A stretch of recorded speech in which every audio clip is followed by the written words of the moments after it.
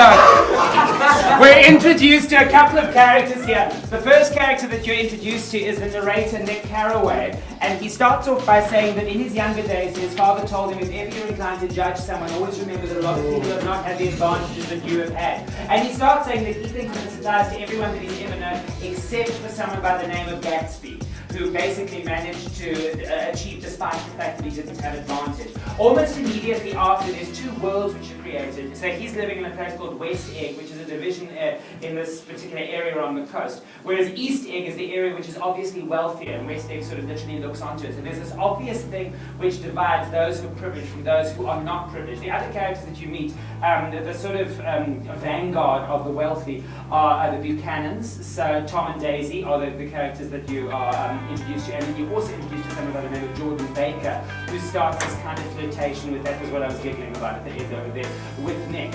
And it's obvious that what they're setting up from the beginning is the idea of that which you're born with, like the Buchanans, or that which you can make of yourself. But it's also implied, although not stated how, that things are not going to go great. Like, in other words, Gatsby is obviously going to be the exception to the rule, and he's going to be someone who does manage to make of himself despite circumstance. However, that it's not going to go great. It doesn't say how, but that's the implication of the first thing. Okay, now guys, would you like to learn the class? Sorry, I deliberately, I never repeat the same thing because it's overly, you know, you don't want to be cheating, basically.